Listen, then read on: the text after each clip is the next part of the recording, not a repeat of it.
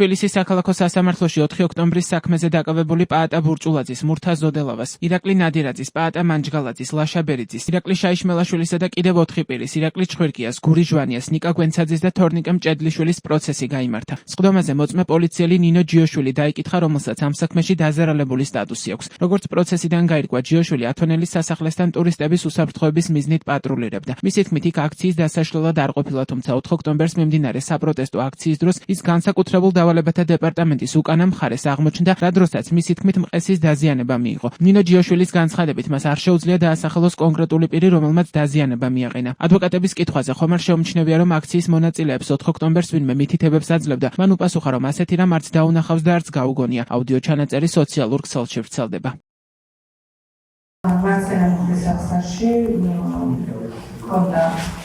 ვიქსოვიების დაზიანება, პარალელურში მიმდინარეობდა ნივთების სროლა. მეტალის დეტალი იყო, ჩემი ვარაუდი იყო ეს ჯებირის ნაწილი, ფეხი შეიძლება ჯებირის.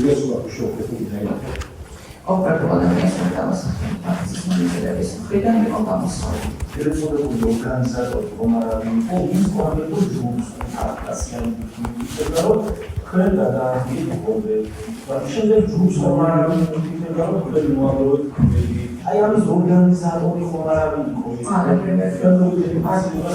ხომარავი ესეთი ადამიანი ის მიუთითებდა არც ინფორმაციებს რომ შეადროოს სხვადასხვა ინვენტარის აუდიტის ცეცხლი ჩამოსვლის შუშები და ასე შემდეგ მე არ შემიძლია არ დამინახე არ გამიგონია პაატა ბურჭულაძეს რომ მიიღება და ხომარავი შენიშნებია აქციაზე მე ტელეფონები იყო ეზოში ვიყავი იქიდან ეზოში გადასული არ დამინახავს მაგრამ სანამ მე ეზოში გამოვიდი იქამდე ტელეფონით დასაწყობად იყოს იქ ყავდა ეზოში გამოსულს მე პაატა ბურჭულაძე იქ არ იყო მიშტილობა საკუთრებით ეს როცა არის ხალხის რაოდენობა ქვეყანაში მოვატებული ტურისტების სახით, ჩვენ ვართ ტურისტულ უბნებში, ძირითადად გადანაწილებული, სადაც ხდება ხალხმრავლობა, სადაც არის და ერთგვარად ვზრუნავთ იმაზე, რომ ტურისტი იყოს უსაფრთხო. დღევანდელ სხდომაზე დაიკითხა პროკურატურის კიდევ ერთი მოწმე, ყოფილი პოლიციელი ილია ბერიშვილი. მას კითხვები დაუსვა ერთიანი ნაციონალური მოძრაობის წევრმა ირაკლი ნადირაძემ. რამდენჯერმე ახსენებ აქტიურად კონფიდენტი და მთელი ეს ჩვენება პრაქტიკულად აგებული იყო ბატონო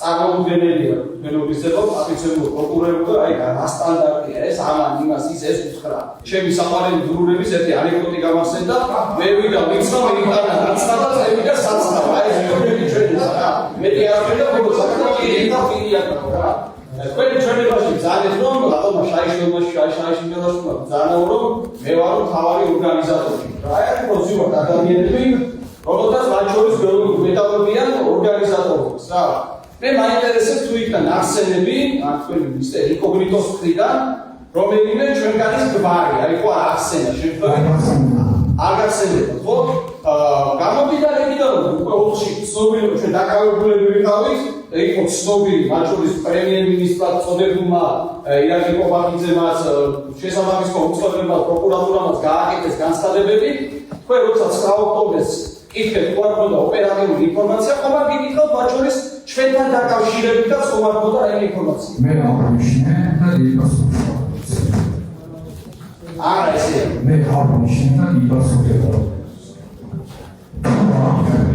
აქციის ორგანიზატორებსა ინდექსებზე ვაიმე კონკრეტული ოპერატიული ინფორმაცია ეს კონკრეტულად სახელმწიფოებრივი თანამდებობები მურთაზ ზოდელავას, პაატა ბურჭულაძეს და ირაკლი ნადირაძეს ბრალდება სტრატეგიული და განსაკუთრებული მნიშვნელობის ობიექტების ხელში ჩაგდების და ბლოკირების მცდელობას ედავება. დაკავებულებს ასევე ჯგუფური ძალადობის ორგანიზებას და ხელმძღვანელობას ედავებიან. მათ ასევე ბრალი წარდგენილი აქვს საქართველოს სისხლის სამართლის კოდექსის 317 მუხლითაც, რაც საქართველოს კონსტიტუციური წყობილების ძალადობით შეცვლისკენ და სახელმწიფო ხელისუფლების დამხობისკენ მოწოდებას გულისხმობს. ბრალდება სისხლის სამართლის კოდექსის 317 მუხლით წარედგინა ირაკლი შაიშმელაშვილსაც. რაც შეეხება ლაშა ბერიძეს, მას ბრალდება ჯგუფურად სტრატეგიული და განსაკუთრებული მნიშვნელობის ობიექტების ხელში ჩაგდების და ბლოკირების მცდელობას და ჯგუფური ძალადობის ორგანიზებას და ხელმძღვანელობას ედავება. ამავე მუხლებს ედავებიან ირაკლი ჩხვირკიას, ნიკა გვენცაძეს და თორნიკე მჭედლიშვილს. პაატა მანჯგალაძეს და გური ჟვანიას კი ბრალდება სისხლის სამართლის კოდექსის 225 მუხლის პირველი ნაწილით წარადგინათ, რაც ჯგუფური ძალადობის ორგანიზებას გულისხმობს. საკავებულები ბრალს არ აღიარებენ და თავს უდანაშაულოდ მიიჩნევენ.